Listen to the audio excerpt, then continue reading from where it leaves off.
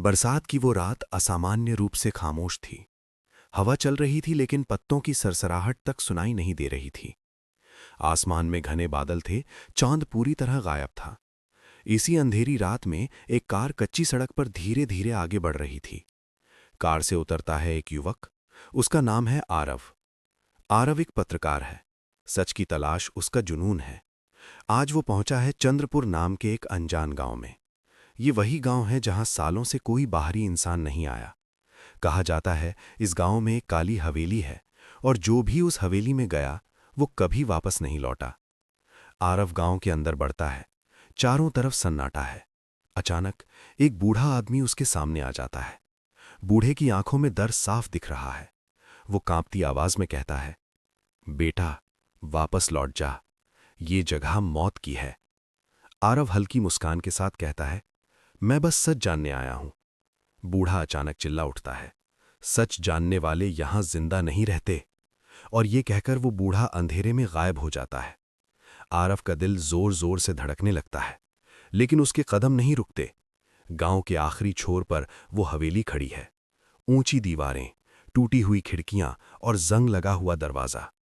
ये है काली हवेली।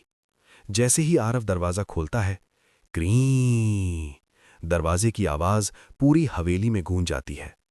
अंदर घुपन अंधेरा है। हवा में सीलन और सड़ांध है। दीवारों पर अजीब अजीब खरोंच के निशान हैं। ऐसा लगता है जैसे किसी ने जान बचाने के लिए दीवारों को नोचा हो। तभी ऊपर से किसी के चलने की आवाज आती है। धप धप। आरव की सांसें तेज हो जाती हैं। वो टॉर्च जलाकर सीढ़ियों की तरफ बढ़ता है। ऊपर एक कमरा है। कमरे के बीचों बीच एक पुरानी मेज रखी है। मेज पर एक पुरानी डायरी पड़ी है। डायरी के पन्ने पीले पड़ चुके हैं। आरव पहला पन्ना खोलता है। लिखा है, अगर तुम ये पढ़ रहे हो तो समझ लेना, हवेली तुम्हें भी अपना शिकार बना चुकी है। आरव का हाथ कांपने लगता है। डायरी में एक नाम लिखा है, देवेंद्र प्रताप सिंह। वही इस हवेली का आखिरी मालिक था। डायरी बताती है कि हवेली के नीचे एक गुप्त तहखाना है जहां काली तांत्रिक क्रियाएं होती थीं। डायरी में लिखा है, रात के ठीक 12 बजे हवेली जाग जाती है। अचानक घड़ी की आवाज गूंजती है। Ton ton ton. 12 बज चुके हैं। हवा का तापमान गिर जाता है। हवेली की दीवारें कांपने लगती हैं। चारों तरफ फुसफुसाहट गूंजती है। आरव सिहर जाता है। वो पीछे मुड़कर देखता है लेकिन वहां कोई नहीं होता। तभी जमीन हिलती है। धड़ाम। मेज अपने आप खिसक जाती है। नीचे एक गुप्त दरवाजा खुल जाता है।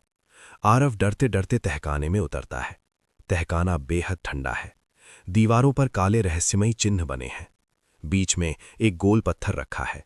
पत्थर पर सूखा हुआ खून है। अचानक एक आवाज आती है, तुम बहुत देर से आए हो। अंधेरे से एक औरत की परछाई निकलती है। उसकी आंखें पूरी तरह काली हैं। वो कहती है, हम सबको जिंदा दफन किया गया था। देवेंद्र प्रताप अमरता चाहता था। उसने पूरे गांव की बलि दे दी, लेकिन तांत्रिक क्रिया अधूरी रह गई और ये हवेली एक श्राप बन गई।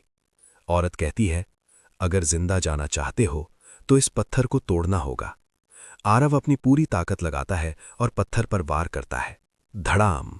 एक भयानक चीख गूंजती है। पूरी हवेली कांपने लगती है। धीरे धीरे सब कुछ शांत हो जाता है। सुबह हो चुकी है। हवेली अब मलबे में बदल चुकी है। गांव वाले इकट्ठा होते हैं। आरव जमीन पर बेहोश पड़ा है। जब उसे होश आता है, उसके हाथ में वही डायरी है। डायरी का आखिरी पन्ना खुला है। उस पर लिखा है, जो सच को बाहर लाएगा वो कभी पूरी तरह इंसान नहीं रहेगा। आरव आसमान की ओर देखता है और तभी हवा में फिर एक आवाज गूंजती है, आरव, कहानी यहीं खत्म नहीं होती। अगर ये वीडियो आपको अच्छी लगी हो तो लाइक करें और चैनल को सब्सक्राइब जरूर करें।